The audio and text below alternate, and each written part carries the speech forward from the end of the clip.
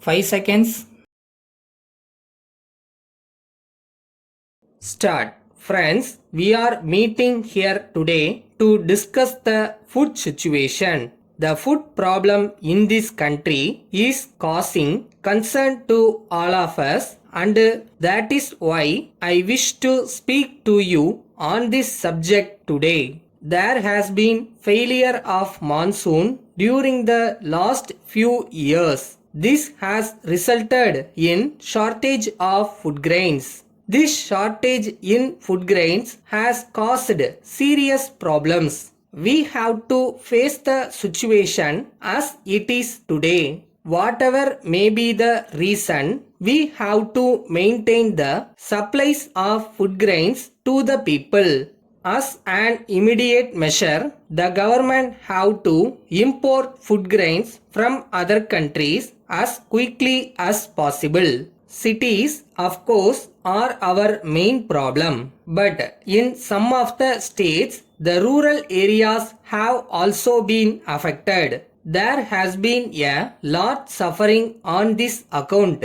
I am of the opinion that the bigger cities in the country have to be dealt with in a special way. If it is necessary, we have to think of introducing rationing in these cities. We must have the necessary machinery so that whenever there is need to introduce rationing, it could be brought about at short notice. The Union Finance Minister has already offered to meet a part of the cost, and I hope that the state government will go ahead with the setting up of this machinery. In the rural areas, the supply should be made through fair price shops, and the trade in the rural areas should also play its part.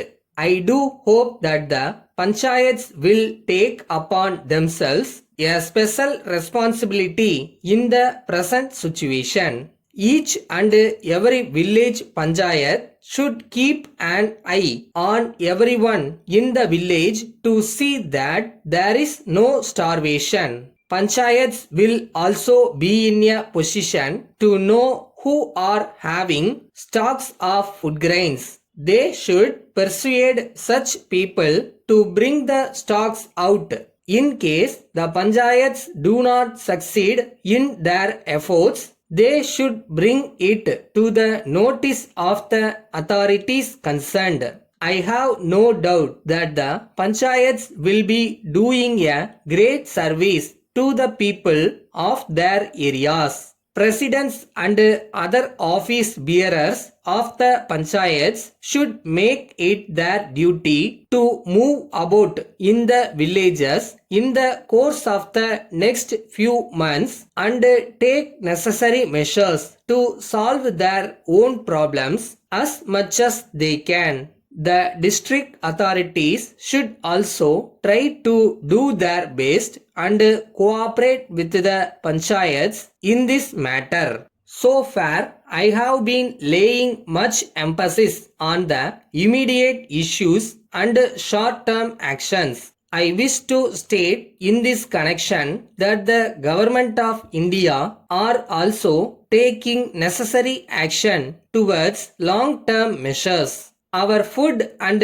Agriculture Minister has, in his press statement, given an indication of what we propose to do. The import of food grains will have to continue, and perhaps in a larger measure, so that we can build up the necessary stock for our future requirement in all states.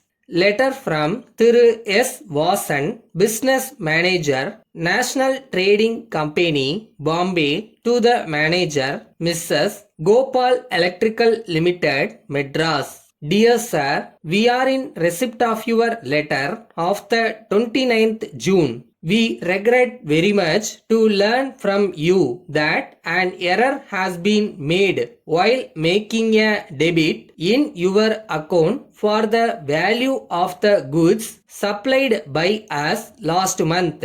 We would like to inform you that this was due entirely to a mistake, and you can rest assured that such mistakes will not be allowed to take place in future.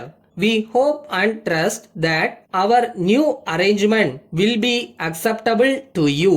We are sorry to learn from your letter that the goods sent by us last month are not up to your expectations, as you think the quality is poor and will be unsuitable for the requirements of the market. As you are aware, every item of our goods are tested by experts before they are dispatched to our customers. Our goods are well received throughout the country, and we have not come across any such complaint from our customers so far. Assuring you of our best services at all times, yours faithfully.